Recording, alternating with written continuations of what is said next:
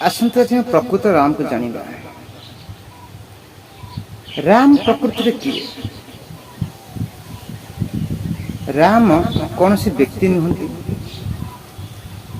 ना, राम कौन सी राजा, राम ना कौन सी पुओ। मु आपन प्रथम कौन कहीदेली, कबीर कौन कहीदेले, जगत रे चारि राम, तीन राम व्यवहारिक, चतुर्थ राम सत्य। कौन कहीदेले? एक राम दशरथ का बेटा, दूसरा राम मन मन में जो लोटा, तीसरा राम का सकल पसारा, चौथा राम सबसे न्यारा।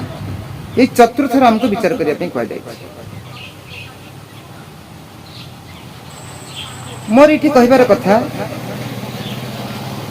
आपणकर बयस 80 हेतु जदि आपणकर चेतना बा बुद्धि छोट छुआ होइथिबो, ताले आपण को भगवान को आपण केमिति देखिबे? काहे कि ना छोट बेले गोटे शिशु ता देह को देह देखिते, जो शिशु ता देह को देह देखुची ता भगवान को केमिति देखिबो? से देह हिसाब रे देखिबो ना।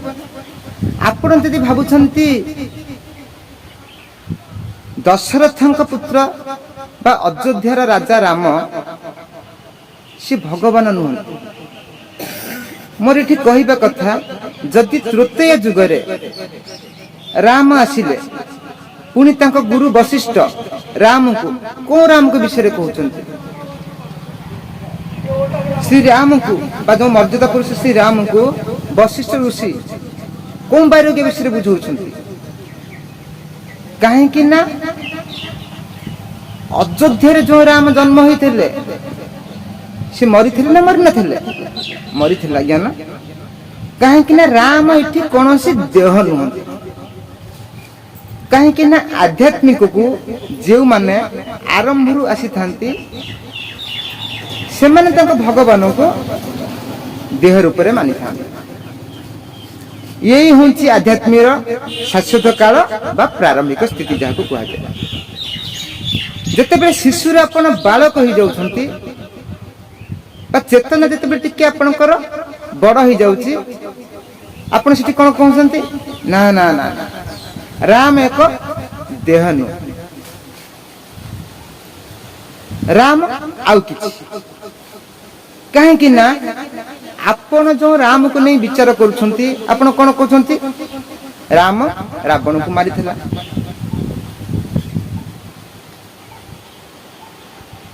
राम ताको स्त्री की नहीं किरी जंगल रे छाड़ी दे किरी आसिथिले, राम ताको बापा कथा रे पड़ी किरी बा मंथरा कथा रे पड़ी किरी दुनिया कथा आलोचना करथिले। ये जो राम को कथा को जो कहानी रे आपण जोड़ीबे, सब कहानी आज्ञा बदली था। कहीं ना जेकोसी कहानी आप रचिबे मन द्वारा रचिबे ना, किंतु को मन को विचार करिथा बुद्धि न तो मन द्वारा विचार होबन। माने जी टिके ऊपर उठी गला ना ना ना ना, राम मध्य कहानी ही परिबो ना। बुझी परछंती इति चेतना स्तर जेते ऊपर को उठी उठी जाउची, काहे कि जेते बळे मनुष्य गोटे वयस्क हेई परिला, जदि चेतना छोट बेलु आरंभ होई था एवं बढ़ी था, वयस्क होई था, ती वयस्क होई कि पाची जाई परिला, ताले चेतना जो कोन कहिते मु होची आत्मा। बुझी परछंती जिए आसीगला ये द्वितीय राम। द्वितीय राम किए? जी जो मन मन में जो लेटा, ये द्वितीय राम। तृतीय राम का सकल पसारा। जिते बड़े आपण भाविबे नहीं राम कौन सी कहानी नुह, कहीं ना जिते कहानी आपण रचिबे कहानी तो सब बदलिबो ना। बुझिपे? राम ये कहानी भी नुह। तीसरा राम का सकल पसरा। सकल पसरार अर्थ होची कोन? राम होउछंती एक सिद्धांत। राम होउछंती को सिद्धांत? मर्यादार सिद्धांत। राम होउछंती कर्तव्यर सिद्धांत। राम होउछंती त्यागर सिद्धांत। आरी ना होची राम किंतु ये तृतीय राम ये सत्य नुहे कहीं के ना कर्तव्य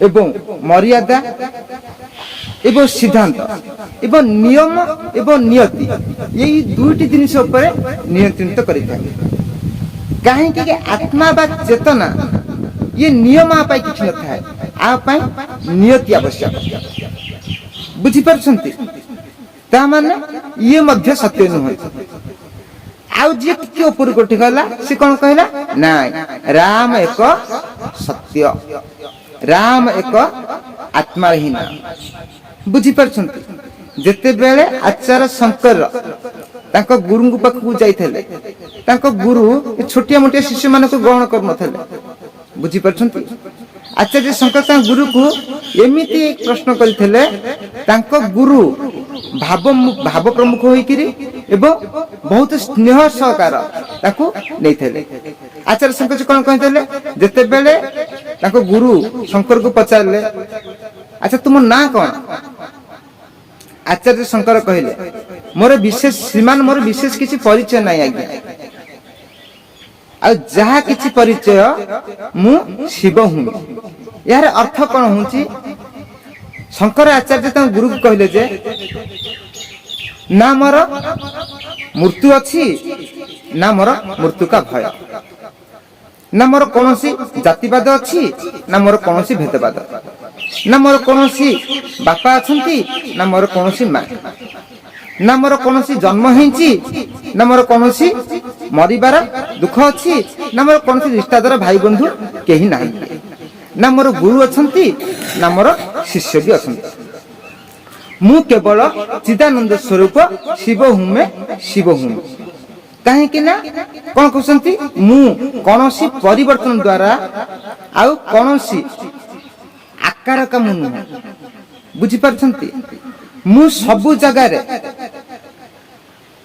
माने शरीर सबु जगार अंतर्निहित आधार रूप रे इंद्रिय पछरे मु अछि ना मु कौनसी जिनिस रे आसक्त हुई थाए ना मु कौनसी जिनिस रे मुक्त हुई थाए मु होंची सदा शुद्ध आनंदमय चेतना होंची मु होंची शिव मु होंची राम मु होंची कृष्ण वास्तव रे ये होंची एक आत्मार एक नाम कहीं कि ना आपण जो राम कहउसंती अछि बेली हां राम अछि राम नामर अर्थ अछि आज राम देखिया को चाहन्छ आपण के शरीर रु अहंकार आपण जो कांथ गढ़ी गोटे गोटे खंड खंड इटा खसई दिंतु तम भितरे राम ही बसी राम कौन सी वस्तु नुहंती राम कौन सी व्यक्ति नुहंती कि राम कौन सी कल्पना मध्य नुहंती आपण जेते कहानी राम कथा को नहीं कि पुरेबे